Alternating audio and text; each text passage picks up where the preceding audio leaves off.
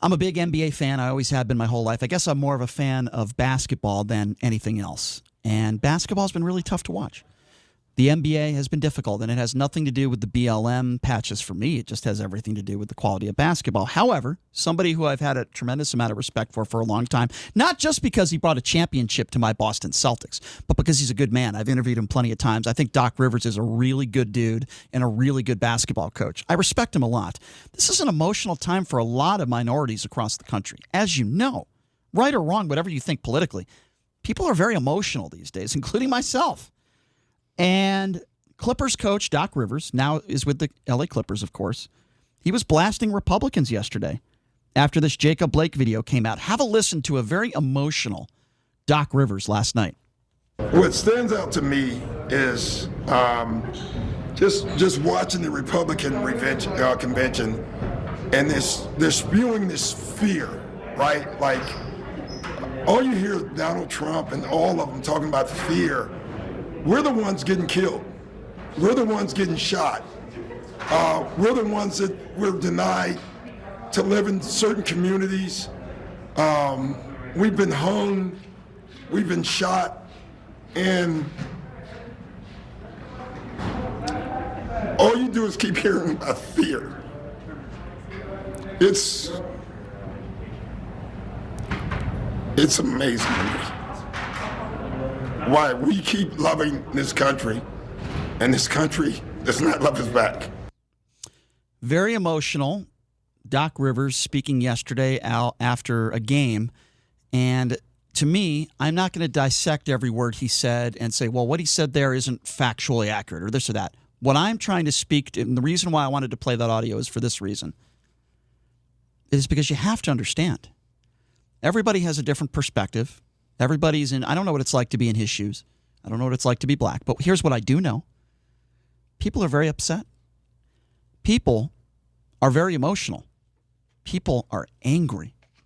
And Doc Rivers isn't one of those people that's rioting or, he's not one of those people that's breaking any rules. He's upset. He's emotional. He has black kids. He's black himself. And I think you have to understand from some people's perspective, it might be different than yours. When you see that video, and we've talked about it ad nauseum, I don't know whether – I'm talking about the Blake situation. When you see that video, we don't know all the facts. We don't know if Blake had a gun or not. So why the knee-jerk reaction? Okay, so why the knee-jerk reaction vilifying not only police officers but the entire country, saying that the entire country rejects one race, a race that has the third highest population density, by the way. Okay, so I didn't want to go after Doc Rivers. That's not why I wanted to play the audio, because we've talked about this. What I'm trying to say is, very simply put, he's very emotional. He's upset. He's angry. He's showing empathy for the Blake family.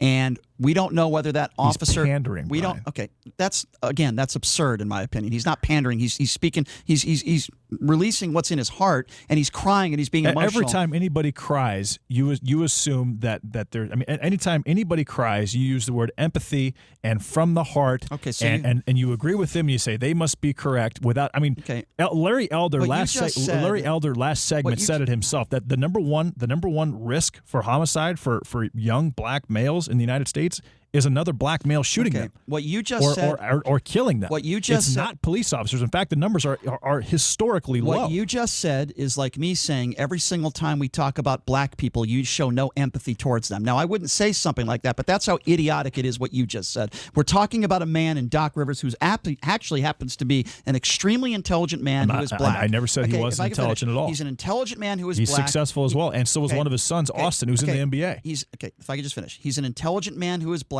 He's an intelligent man who is not pandering. That is a man who is not acting. Okay. Now, if you think this man is acting, he's not an actor. Okay. He's a basketball coach, and he's crying and he's speaking from the heart. You can disagree with what he's saying, but I'm not going to sit here and say that a man is crying who is emotional is pandering to people. He's a man. It just came out. That's all. You don't think that saying the entire country rejects? You can disagree with what he said till the cows come home. That has 45 or 50 million people You can in dis- it you can is di- pandering? You can disagree what he Someone said. who has that type of a platform. All right, if you want, before or following a game where the Clippers won 155 to I 111. don't care what the score was of a freaking I'm just saying, like basketball game. That's irrelevant. That's a massive platform where he's literally saying that the United States does not like black people. Sure. So you don't have a problem. How is that not pandering? So and it's not even accurate. Okay, so you have a problem. It's pandering because Can it's I not please- accurate, okay, Brian. Let me respond. Okay, fine.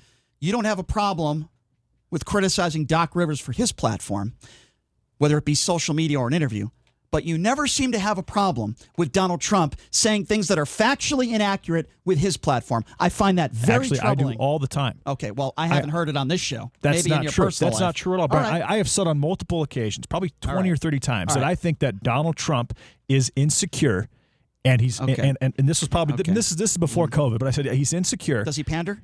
Does he pander to who? Did he pander when he when he held up the Bible? no, hold on a No, he second. didn't. Not there. That wasn't No, pandering. Kent a Cloth was okay. serious pandering with Pelosi and Schumer. How about John Ponder during the RNC? Was that pandering? How was that pandering? Are you really asking me that's that not question? pandering. Brian, he passed criminal justice reform before that.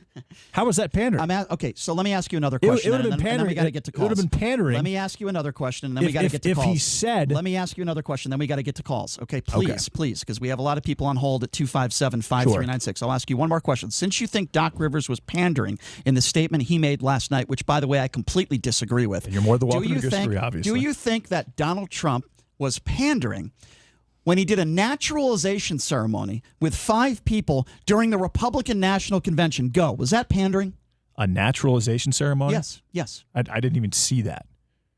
I didn't see that. Okay, so let me explain it to you. Yeah, because I don't have a lot of context with that. Okay, so it was during the RNC. I thought you watched it. I apologize. I didn't watch every single moment of it. I apologize. I thought you watched it. I had an I'll important explain. dinner last night. I will explain it to you. Okay. There were 5 people that were naturalized that became U.S. citizens.